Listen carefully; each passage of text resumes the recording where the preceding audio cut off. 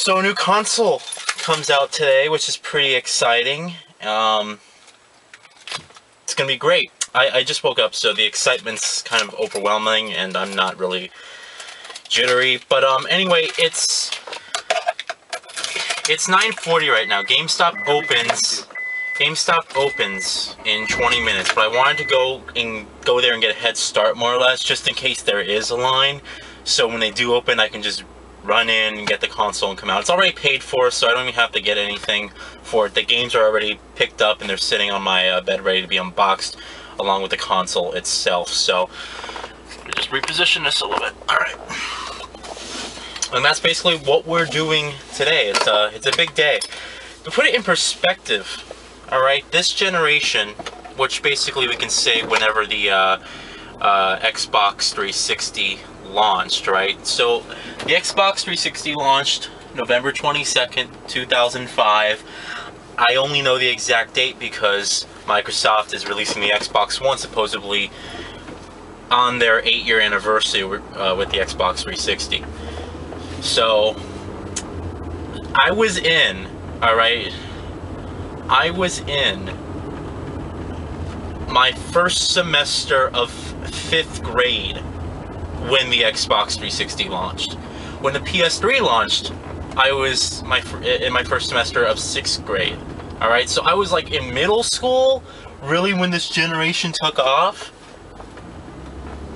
And ever since, I've graduated middle school, I've started high school, I graduated high school, and I finished a year and a half of college. That's how long we've been stuck with the same hardware for that much stuff to go happen in my life. It's kind of a long time when you think about it, you know? Jeez. All that happened in 8 years. Wow. Anyway, I think Michael Pachter made a really good point. You know, he said that he thinks the success of the new consoles is going to be contingent based on people just wanting to get new hardware. And he's absolutely correct. Like, when you think about it, people are tired of the PlayStation 3 and Xbox 360, not because they're not good systems, but because they've been out for so long, and we've all gotten used to the hardware. We know everything about it, more or less. And I think most of us, if not all of us, have forgot about what it's like to get a brand new console. Because previously it was like every 5 years you'd get a brand new console, and that's just not the case anymore. 8 years. This generation of consoles, they would like, they said this before, they would like to last a whole decade. A whole decade being stuck with the PlayStation 4 and the Xbox One hardware. I think this generation specifically is where we're going to actually see the PC make a comeback, like that being that platform being a force to be reckoned with. Because I think the console hardware, yes, it's going to be there and stuff, but I feel like the games are going to advance so much further than they have now. It's not going to just be like it is now, how towards the end of this generation we really saw games to look really amazing on PC. I think that we're going to really start seeing those games more closer to the start of this console generation. And, you know, it could be a good thing, it could be a bad thing, or whatever, you know. I need to build a new computer probably in the next 2 years or so. I'm thinking I'll probably build one in anticipation for Mirror's Edge, because I want to experience that game at its best possible state. And Mirror's Edge, when it first released, looked great on a console, but looked amazing on PC. It's one of the best looking games to this date. And that being my most anticipated next gen game, I want to experience games like that, Cyberpunk, Deus Ex, and also Prey 2, whenever that gets released for next gen. I want to experience that in its best possible state, 1080p 60 frames per second with the graphics on max. So I need to build a new computer, one where I don't make the same mistakes as I did last time, but also I build it to be a little bit more powerful, a little bit more compatible with other types of hardware. Because my motherboard, because it uses PCI Express 2.0, right? So all the new cards that support PCI Express 3, you know, I'm not sure if I can use those on my new, on my old motherboard. So I mean, still, I would have to probably upgrade the power, the PSU. It's only 600 watts, so I'll probably want to upgrade that to 750. The monitor's fine, you know. I got the accessories pretty much all down with the, you know, great monitor. I need a new keyboard, which I probably will be picking up hopefully this holiday season. So that'll be great. I did not go to the midnight launch. I did not see how my GameStop looked when it was midnight for the launch of the PS4. I talked to the guy though a couple days ago, and he said he didn't think it was going to be that busy, so maybe it's not. Looking at it right now, it doesn't look too busy, although it looks like there isn't a lot of empty parking spaces next to the store. Yeah. I go in the morning specifically for this reason. It's because if I got it last night, I wouldn't have been able to record this video because it's dark and you probably couldn't have seen me, but also, I'm not coming straight home. I'm not coming straight home to play the new consoles. Like, if I got it last night, I'd just go to bed. And you know, the problem is that if I did attempt to record, I have other people in my house, you know, just sleeping, and they got other stuff to do, and you know, I wasn't going to be loud and intrusive. And it's the same thing with games. Would I go at midnight if it didn't really matter? Probably not. It's just not really a thing for me. So I'm gonna go pick up the new console. It looks like, actually, I don't even think GameStop is open at the moment, so when they do open, I'm gonna sit here for a little bit. They're supposed to open in about 10 minutes, so I'll see you guys back when I go pick up the console.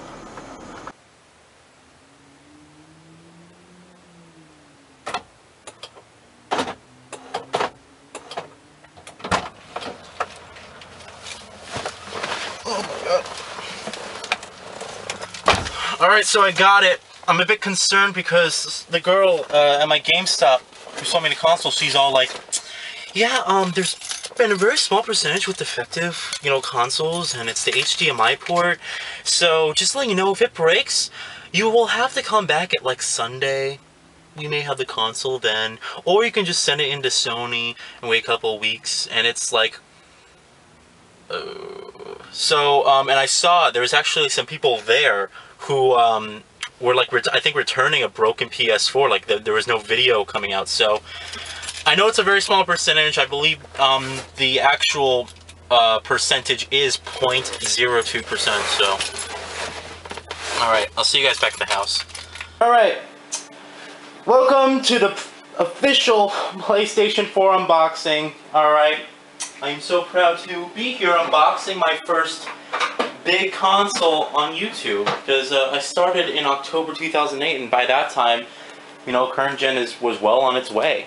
And now here we are with the next gen, brand new console, brand new, well, some brand new games, and we've got some existing franchises here as well. The PlayStation Vita is here because we will be testing out remote play features after I do set up the console, so that is why that is there. But it's going to be a pretty static unboxing. I'm not going to do any special effects or anything because, well, it's a big console. Anyway, looking at the PlayStation 4 official box, we got the, you know, the console itself. It's a very thin box, I might add. On the side here, PlayStation 4 logo. On the side here, tells you what's in the box. That's actually my number for GameStop they gave me right there. It wasn't that long of a line, thank God. Like I said, there was one couple like returning their console, or it was broken. I'm just, please God. And then on the back, this is actually pretty cool. It's like a whole montage of different game characters. So we have Knack, Edward Kenway, Aiden Pierce, Helghast from Killzone, and then Delson Rowe from Infamous Second Son. And then we got a picture of the hideous slim PS3. I still hate that design. It's awful.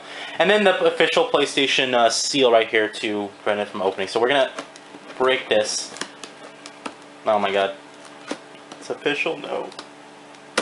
I don't want to damage the box. Alright, so that is broken. We'll take it out like so, and I guess we lift it like this. Whoa. Alright, so here it is. This is exciting, man. This is really exciting. We'll go to the console last. First thing we have here is the controller, our DualShock 4. Oh, which I just pressed a button and it started to kind of sync, so well, let me get this out. Alright, the DualShock 4, which I really like. I've played with this around in GameStop, or actually no, it was what store? Oh, the Sony store, that's right. I played with this around in the Sony store. Handled pretty nicely, and I like this back end. It's like a grip thing. It's pretty cool. But DualShock 4, my personal DualShock 4 with the controller, pretty nice. We also have our. Okay, so this is the code to get a free month for PlayStation Plus. Well, let me just block the code. You guys can have Music Unlimited. I really don't care. So here, one of you guys can have the Music Unlimited service. If this camera decides to focus. There it is. There's the code for Music Unlimited. Alright, enjoy it. But we got free 30 days for PlayStation Plus, and then a $10 store credit, because really, like $10 for free, that's pretty nice. I'm glad that Sony, you know, was nice enough to just do that. Here's $10. And then a quick start guide for the console. I don't think we need to open that. You already know it's pretty straightforward. Does this pop out? Alright, this pops out like so. We got our in-ear headset for chat online. We have our micro USB cable to charge our controller, so that's also another point. It is not the mini USB cable, it's a micro USB cable, so any existing cord you have with the PS4, the PS3 controller, DualShock 3, will not work on this. You need a micro USB cable. This is basically the same cable that charges my smartphone, so I mean, I can just plug it into, you know, my smartphone's cable connector and charge it that way. Let's test if that actually works. Hold on.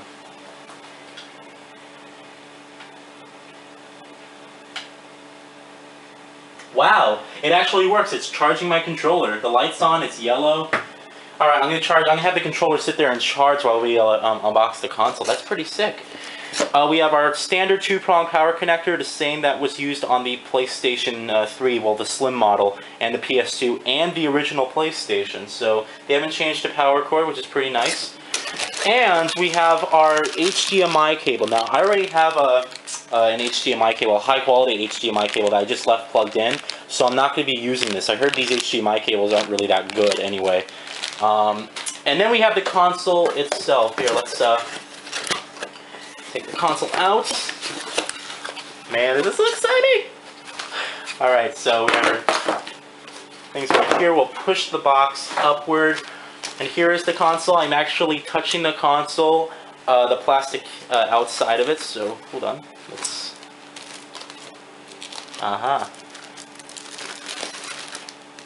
Alright, I'm actually touching the console, and this is my PlayStation 4, my personal PlayStation 4. It's beautiful. It really is. It's slim. I like this matte and black finish. You already know that this is going to get fingerprints all over it right here. It's going to get crazy amounts of fingerprints. In the front here, we have the PS4 logo. We have our 2 USB 3.0 ports and our disc tray, our Blu-ray disc tray with the power button and the eject button.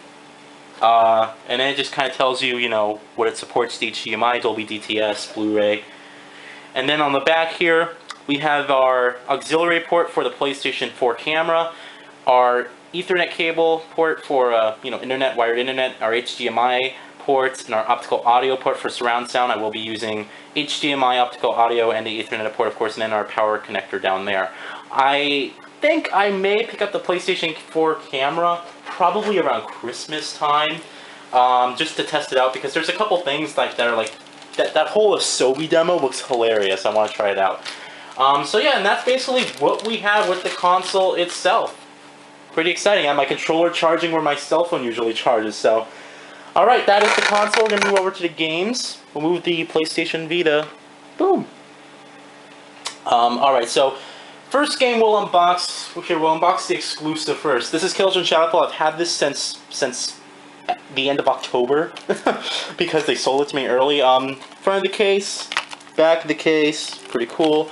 Let's unbox this. This is actually the first game I will be playing, or will actually be attempting to complete with my PlayStation 4. I'm going to play Killzone Shadowfall first. I'll then play the campaign of Battlefield 4, because it is shorter, on the shorter side, and then I'll jump into Assassin's Creed 4 Black Flag, because I want, you know, that game's going to be much longer, and I want to have some time to spend in it. This is, there we go. It's like having a difficult time with this plastic. Alright, I really like the new PlayStation 4 game cases. I like the blue. Alright, so here it is. If we open it, alright, good thing. They actually turn this on its side, so you can't really tell, but we have our game disc. It's pretty cool. We have a 7-day trial for PlayStation Plus, and then we have on the back controls. I've never seen anything done like this before, but I guess that's the new manual for this generation. It's back printed materials. Alright, I'm gonna... Whoa. Hold on. Okay. So that is Killzone Shadowfall, the exclusive for PlayStation 4 that pretty much everyone's getting. We'll unbox Battlefield 4 now. Was originally going to get this game on Xbox One, switch it over to PS4 for a couple of different reasons. Higher resolution, better graphics on PS4, and because I'm planning on getting Call of Duty Ghost on Xbox One, if I have both Battlefield and Call of Duty on the same platform, I'm going to be bored at the other house. So, you know, I don't want to have that situation where all my multiplayer games are at one specific area. But here it is, Battlefield 4. We do have the exclusive China Rising expansion pack for getting the game, built with Frostbite 3. Looking good. On the back here, only in Battlefield and a bunch of stuff. 40 GB minimum space on your hard drive. Alright. I love this quote. Frostbite 3 engine in Battlefield 4 put Call of Duty Ghost to shame. But if I remember correctly, didn't IGN rate Call of Duty Ghost higher than Battlefield 4? What? I hate these companies, how they're like, they have these quotes in there, because it's like, well, what the hell, you know? Nice one. Alright, so good thing I opened this here. I have my code for the China Rising expansion pack. Now, this releases exclusively on Xbox One next week. So, at launch, Xbox One will have the DLC. I believe it's only a week exclusivity for the Xbox One, but... Then we have a code here for 7-day trial PlayStation Plus with an advertisement for Battlefield 4 Premium, excuse me. And then an instruction manual these days, which is just pamphlet black and white. No biggie there, and then our game disc, which is right here. Pretty cool. Alright. Put these back here. Exciting. What the hell? Why is this moved up here? Stay here. Alright, Assassin's Creed 4 Black Flag. This part of the video I dedicate to my good friend, the Random Videos.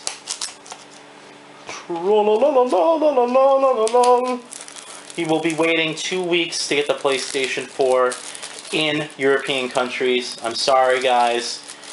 Him, along with the entire European nation, hate me right now because I am unboxing not only his favorite game series, but also a console that he wishes he had right now. I'm so sorry. Alright, so Assassin's Creed 4 Black Flag, GameStop Edition. I hate this crap on my box. I don't know why. Why do I need... I hate that on my box. I don't want that on my box. But on the PlayStation 4, we do get exclusive 60 minutes of gameplay. On the back here, it is native 1080p this game, along with Killzone Shadowfall, whereas Battlefield 4 is 900p upscaled.